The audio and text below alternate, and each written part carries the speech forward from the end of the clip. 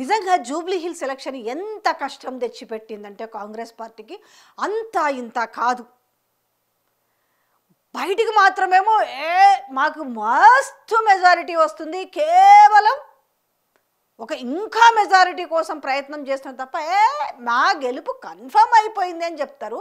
లోపల భయమేమో ఉడుకుతుంది. ఇక్కడ ఏం చేయాలో అర్థమైతలేదు. ఇది గెలవకపోతే ఎట్లా, ఏమన్నా చేసి గెలుద్దామంటే ఇక్కడ సోర్స్ ఎవరిది ఎక్కువ, మైనార్టీ ఓట్స్. ఈ మైనార్టీస్ అందరు కూడా ఏమంటున్నారు ఇప్పుడు, మీకు ఎందుకు ఓటు వేయాలి, మాకేం చేసిర్రు అనేసి. ఇక ఈ లూకోలే కదా ఇటు బీఆర్ఎస్ సోషల్ మీడియా వీళ్ళందరూ పట్టుకొని మీరు ఏం చేసిరా నాయన మైనార్టీలకు, కనీసం క్యాబినెట్లో ఒక హోదాన్న కల్పించిరా అంటే ఇప్పుడు హుటా ఏమంటే చూడు లేడీకి లేచిందే పరగన్నట్టుగా చలో ఇప్పుడు మంత్రి పదవి ఇప్పటికిప్పుడు ఇచ్చేసేయాలి, ఇప్పుడు గవర్నర్ దగ్గర తీసుకోవాలి, ప్రమాణ స్వీకారం చేయించాలి, మైనార్టీ ఓట్లన్నీ కూడా గంప గుత్తగా కొట్టేయాలి. ఇది ఇప్పుడున్న సమాచారం. ఏంటి, అజారుద్దీన్కి మంత్రి పదవి. ఈ అజారుద్దీన్ మంత్రి పదవి అని తెరపైకి వచ్చినప్పటి నుంచి ఇక రకరకాల స్పెక్యులేషన్స్ బయటకు వస్తున్నాయి. ఇక ఆయన మంత్రి పదవి గురించి మాట్లాడితే ఆయనకున్న ఎమ్మెల్సీనే ఉత్తుత్త ఎమ్మెల్సీ, ఇప్పుడు అది గవర్నర్ ఆమోదించనే లేదు. ఎందుకంటే ఆల్రెడీ ఉన్న వాళ్ళ ఇద్దరిలో డిస్క్వాలిఫై అయితేనే అందులో ఆ ప్లేస్లోకే తీసుకున్నారు అజారుద్దీన్ని. అది ఇంతవరకు గవర్నర్ ఆమోదించలేదు. ఇప్పుడు మంత్రి పదవి ఇస్తే మరి అది ఉత్తుత్తి మంత్రి పదవా? నిజంగానే ఇప్పుడు మంత్రి పదవి కట్టబెట్టగానే అసలు మైనార్టీ ఓట్లన్నీ ఇట్లా గంపగుత్తగా వచ్చేస్తాయా, వచ్చి మొత్తం వీళ్ళకే పడతాయా? ఇప్పటికిప్పుడు ఒకవేళ మంత్రి పదవి ఇచ్చినా కూడా మరి కాన్స్టిట్యున్సీ ప్రజలు ఏమనుకుంటారు, మైనార్టీస్ ఏమనుకుంటారు, ఇంకా ఎక్కువ డ్యామేజ్ అవుతుంది కదా అనే విషయం వీళ్ళకు కొంచెమన్నా ఆలోచనకు రాలేదా అనేసి కాన్స్టిట్యున్సీ ప్రజలు మాట్లాడుకుంటున్నారు, తెలంగాణ ప్రజలు కూడా మాట్లాడుకుంటున్నారు. ఈ నేపథ్యంలో సరే అది ఉత్తుత్తి మంత్రి పదవా అసలు మంత్రి పదవా ఇప్పటికీ ఇంకా క్లారిటీ లేదు. ఎందుకు అనంటే విషయం ఏంటంటే ఇక్కడ పీసీసీ చీఫ్కే సమాచారం లేదట. ఆయన చెప్తారు ఏమో నాకైతే తెలియదు, మరే ఇట్లా మంత్రి పదవి ఉంది, ఇట్లా మంత్రి పదవికి ప్రమాణ స్వీకారం గవర్నర్ దగ్గర ఉంది, నాకైతే అసలు సమాచారమే తెలియదని ఆయన అన్నాడు. Okay done.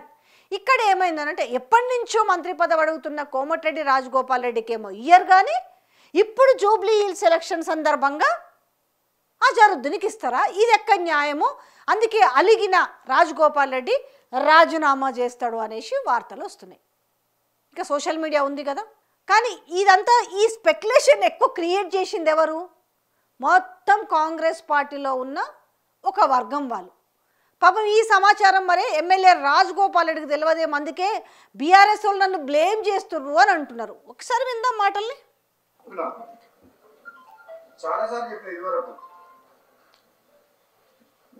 పన్నున్న చెట్టుకే రాలేస్తారన్నట్టు నన్ను సోషల్ మీడియా వాళ్ళు కానీ బీఆర్ఎస్ కానీ నన్ను ముందర పెట్టి అన్ని కథనాలు తప్పుడు వార్తలు రూమర్స్ క్రియేట్ చేస్తుంది. నిజంగా నేను ఏదన్నా పొలిటికల్ గా నిర్ణయం తీసుకుంటే నేనే ప్రెస్ మీట్ పెట్టి మాట్లాడతా. నేను కాంగ్రెస్ పార్టీ ఎమ్మెల్యేగా కొనసాగుకుంటూ మున్గోడు నియోజకవర్గ అభివృద్ధి కోసం కృషి చేస్తున్నాం. అనేది అధిష్టానం తీసుకునే నిర్ణయం కాబట్టి అధిష్టానం ఏ నిర్ణయం తీసుకున్నా కట్టుబడి ఉంటాం. అప్పటి వరకు కాంగ్రెస్ పార్టీ ఎమ్మెల్యేగా ఒక క్రమశిక్షణ గల కార్యకర్తగా నియోజకవర్గ అభివృద్ధి పార్టీ కోసం పనిచేస్తున్న రాహుల్ గాంధీ గారి నాయకత్వంలో ఎటువంటి రూమర్స్ కూడా సోషల్ మీడియాలో నాకు కొందరు గిట్టని వ్యక్తులు కాంగ్రెస్ పార్టీలో కూడా కావచ్చు ఇతర పార్టీలో కంటిన్యూస్ గా సోషల్ మీడియా నా మీద దుష్ప్రచారం జరుగుతుంది. దయచేసి మళ్ళీ చెప్తున్న తెలంగాణ ప్రజలందరికీ కూడా ఇటువంటి వార్తల్ని నమ్మొద్దు. భవిష్యత్తులో ఏదన్నా రాజకీయ పరంగా ఏదైనా నిర్ణయం తీసుకుంటే ఎగ్జాక్ట్లీ. కాకపోతే ఏంటి అనంటే ఎక్కువగా మిమ్మల్ని స్పెక్యులేట్ చేస్తూ వార్తలు వచ్చింది ఎవరి నుంచి వస్తున్నాయి? మీ కాంగ్రెస్ పార్టీ సోషల్ మీడియా నుంచే వస్తున్నాయి. మిమ్మల్ని తగ్గించి వాళ్ళు శునకానందం పొందాలని ప్రయత్నం చేస్తున్నారు. అందులో మీరు అన్నారు కానీ పూర్తి స్థాయిలో గమనించండి మీ మీద ఎలాంటి దుష్ప్రచారం జరుగుతుంది అనేసి. మీ మీద ఆల్రెడీ మీ పార్టీలు ఉన్న వ్యక్తితోటే మీ మునుగోడు కాన్స్టిట్యున్సీ నుంచే మాట్లాడినారు కదా, తెలిసిన విషయమే కదా, ఫోన్ ఇన్లో మాట్లాడిండు కదా, ఈయన మంత్రి పదవి కోసమే ఇంత రాద్ధాంతం చేస్తుండ అనేసి.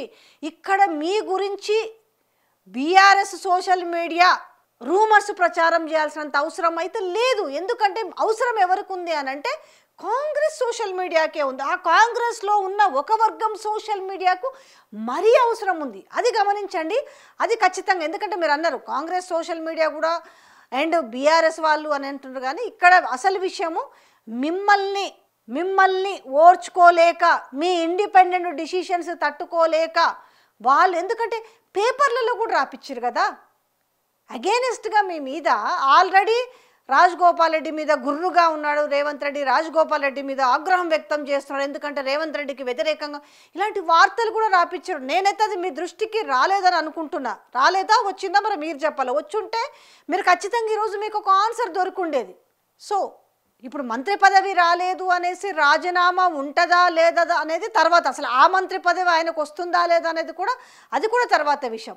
ఇప్పటికిప్పుడు మంత్రి పదవులు ఇస్తున్నారంటే ఆ అవసరం ఏ మేరకు ఉందో కూడా అర్థం చేసుకోవచ్చు. ఎందుకంటే ఈరోజు ఇటు సోషల్ మీడియా నుంచి మొదలు పెడితే మెయిన్ స్ట్రీమ్ మీడియా వరకు కూడా కోడై కూస్తున్న నేపథ్యంలో ఎలక్షన్స్ వరకు ఇమీడియట్లీ ఇప్పటికిప్పుడు మనం ఎట్లయినా గట్టెక్కలేని పరిస్థితిలో ఉన్నాము కాబట్టి మనం ఈ డెసిషన్స్ తీసుకోవాలనేసి నిజంగానే అంత చిత్తశుద్ధి ఉంటే, నిజంగానే మైనారిటీ ఓట్స్ అవసరం ఉంటే అసలు టికెట్ అనేది ఆయనకే ఇచ్చుంటే అయిపోయింది కదా. ఇప్పుడు మంత్రి పదవి ఇచ్చేసి ఇప్పుడు మైనారిటీ ఓట్లను మనము కొల్లగొట్టాలనే విషయం కంటే కూడా ఇదంతా ముక్కెక్కడుందంటే ఇంత చుట్టూ తిరిగి చెప్పడం ఎందుకు? అదేదో ముందే ఆయనకే ఇచ్చేస్తే అయిపోయింది కదా. మరి గుండు గుత్తగా పడేవి కదా. మరి ఎందుకు ఇవ్వలేదు? ఎవరు చెప్తే ఆయనకు టికెట్ ఇవ్వలేదు? ఎంఐఎంలు చెప్పిరనా? ఎవరికన్నా ఇవ్వండి, కానీ ఎమ్మెల్యే పదవి, ఎమ్మెల్యే బీఫామ్ మాత్రము ఖచ్చితంగా ఈయనకి ఇవ్వద్దు, అందుకే ఇవ్వలేకపోయారా? మరి ఇప్పుడు మంత్రి పదవి ఇస్తే ఎంఐఎంలు కూడా సపోర్ట్ చేయమనేసి డిస్కషన్ జరుగుతుందంట కదా.